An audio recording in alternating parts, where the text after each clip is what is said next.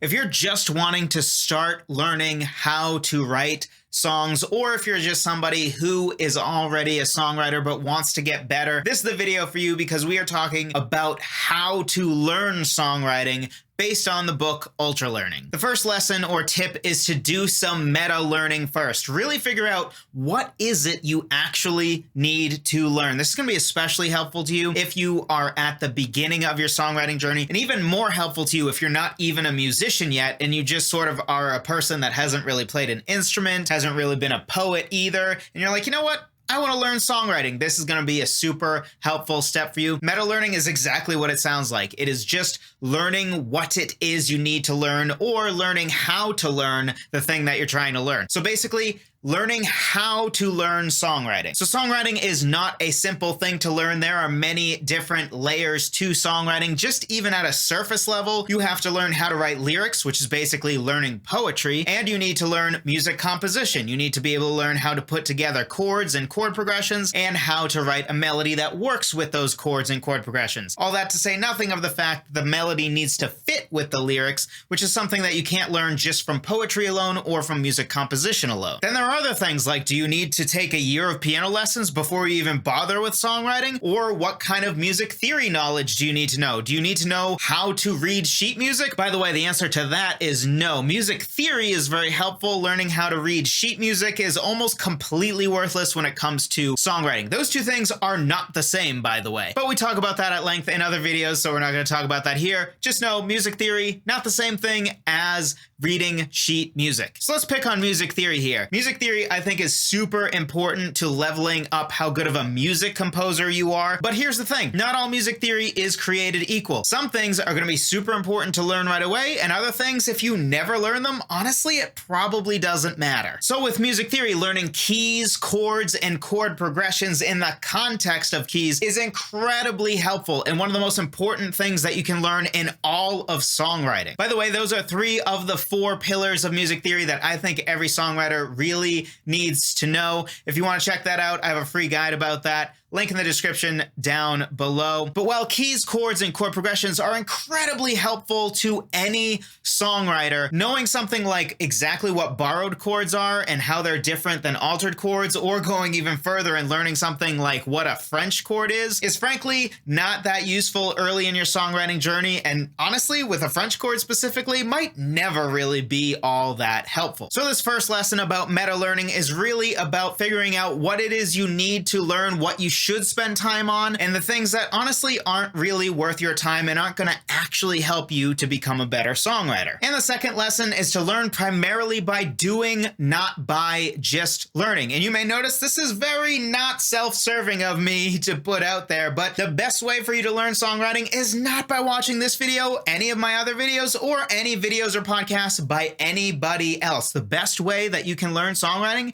is by actually songwriting. In fact, if you have to choose, you have only 1 hour today, and you can either watch a few videos on songwriting or work on songwriting, you should choose to work on songwriting instead. You should treat learning via videos or podcasts or blog posts as supplementary. And the thing that's non-negotiable, the thing you must do to actually learn songwriting, is to actually songwrite. And this connects to the third lesson, which is really to only learn things that you're going to immediately apply. We've all had times where we're interested in something and we absolutely devour content about it. Maybe we're like, you know what, I want to get my personal finances in line, or I want to learn how to make YouTube videos, or I want to learn songwriting. I go consume like 5 podcasts in a row, or I go watch 10 videos. But here's the thing. Do we actually remember the things that we learned in those videos or podcasts? Most of the time, probably not, because we spent too much time just learning things and then not actually applying them. And the way to actually remember things long-term is to apply those things. So if first you watch a video about keys, and then a video about chord progressions, and then a video about lyric writing, and then a video about 3 tips to be a faster songwriter, chances are by the time you actually sit to songwrite, the only things you'll really remember as you're songwriting are maybe some tips from the last video that you watched. So instead,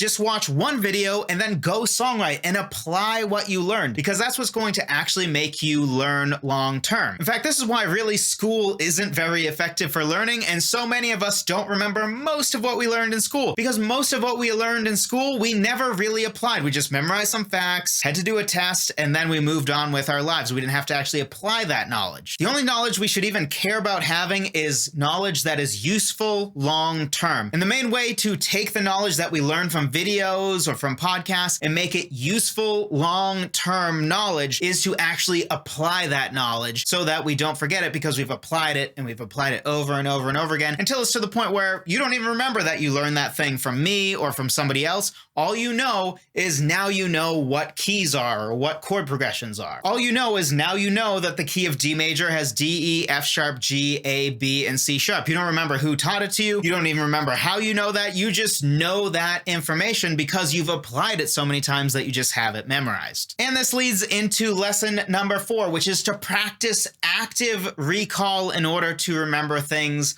long term. In pretty much anything, there are going to be facts and concepts that you need to memorize and learn long term to actually be useful. As an example, when we songwrite, something that's super useful to know is to just know off the top of our heads what notes are in E major and all the major chords we have in E major. It's great if you know how to figure out what notes are in E major, but if you're in a band and you're playing a song, somebody just puts some music in front of you and they're like, all right, let's play this song, and you have to actively think, okay, does this have a C sharp in it, or is it a C natural? Then you're kind of toast. You need to just know what E major is without really thinking about it, because you have it that ingrained in your brain. In fact, you should know what notes are in E major so quickly that you couldn't actually say or think the notes as quickly as you could just know the notes. So if you're just getting started with songwriting and some basic music theory that's going to be helpful for songwriting, something good to do, go on a morning walk and try to actively recall, okay, what notes are in G major? What are the main chords I have in G major? And the more you practice actively recalling that, the better and better you will have it memorized and have it in your long-term memory, which is where it's ultimately going to be useful, where you no longer have to think about it anymore because it's so ingrained. And of course, recall is helpful, but the best way to recall is by actually practicing your improvisation using this knowledge, because having head knowledge of what notes and chords are in G major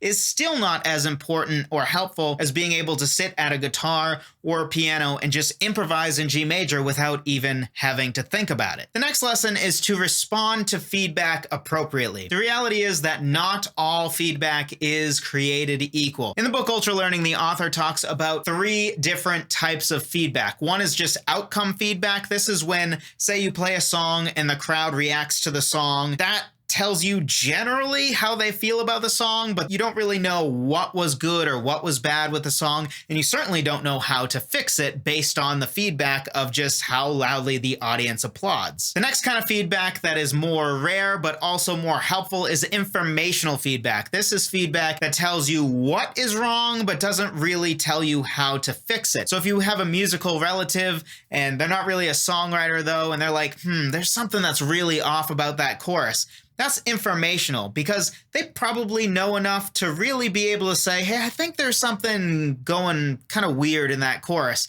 but they can't actually tell you how to fix it, which then leads into the third, most rare, most hard to get feedback, which is also the most helpful feedback, which is corrective feedback. And this is really something that only another songwriter or music composer or poet could give you. This is where not only can they tell you what is wrong, but they can also probably give you some insight into how to fix it. Because hopefully a fellow songwriter would be better at diagnosing what the issue is and trying to workshop with you how you might go about fixing it. So for example, if you have a pre-chorus that really feels like it's not working and you're getting informational feedback from people about like, yeah, that pre-chorus doesn't seem right. Yeah, that pre-chorus doesn't sound right. That's great, but that doesn't tell you how to fix it. But if you talk to a songwriter, they might not only know that, hey, that pre-chorus isn't working, but they might be able to help you figure out why and what you can do to fix it. They might say something like, oh, yeah, that pre-chorus seems a little funky, and I think I know why. I think it's because you actually have the one chord in your pre-chorus, and usually in a pre-chorus you want to avoid a one chord because the one chord makes it seem like this is the main point, but the pre-chorus isn't the main point. The pre-chorus should feel like it's just leading to the chorus. It's a step in the direction of the chorus. It shouldn't feel like it kind of is the chorus itself. And having a one chord in the pre-chorus often can sort of give it that feel. So don't overreact to feedback. Make sure to treat feedback as it should be treated, which is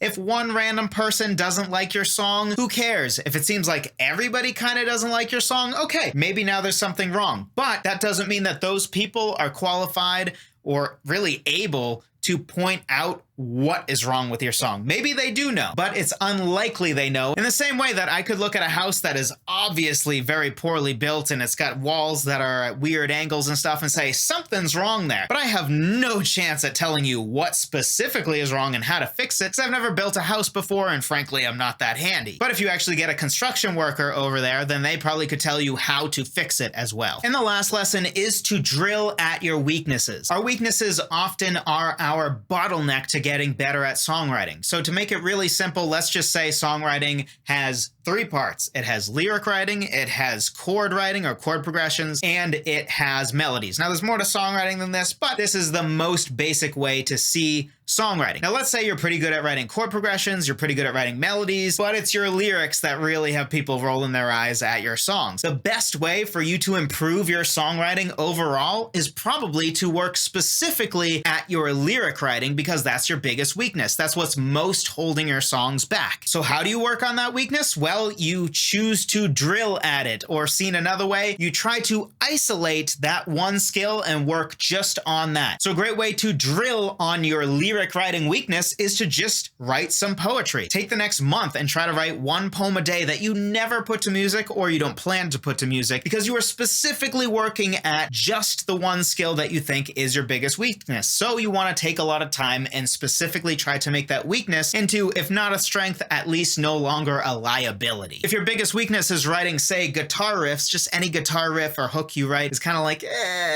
then maybe just take 30 days or 60 days and say every single day, I'm going to come up with one new guitar riff at least, or spend maybe 30 minutes or an hour specifically just writing guitar riffs where you're not writing anything else. You are just writing guitar riffs because that is a specific thing that you're trying to get better at because that's a main thing holding your songs back. You're pretty proud of your lyrics. You're pretty proud of your chord progressions, and also your melodies are solid. The biggest thing that makes your songs kind of is your guitar riffs. So drill on that. Or you could have your biggest weakness be the fact that you just don't really know how to write chord progressions. So you just keep copying the same stale stock chord progressions that everybody uses. So you just use 1-5-6-4 again and again, or you use 1-6-5-4 over and over again. Once in a while, you change it up with a 2-5-1. That is really limiting. You want to be able to write your own chord progressions. Best way to do that is to learn basic music theory so you can put your own chord progressions together because you understand how chords work and how chord progressions work and how they work in the context of keys. If you're interested in that, be sure to check out my free guide on the 4 pillars of music theory that I think every songwriter needs to know. That guide covers intervals, which is really foundational to everything else in music theory that I think is important. And then it talks about keys, chords in context of keys, and chord progressions in context of keys, because frankly, that's the important way you need to understand chords. Understanding that a G major chord is a G, a B, and a D is somewhat helpful, but it's not really helpful when it comes to songwriting. When it comes to songwriting, understanding the job of a G major chord in the context of G major versus in the context of D major or C major is what's actually important. So be sure to check that out, totally free. Thank you so much for watching. I appreciate every single one of you. I'll talk to you in the next one.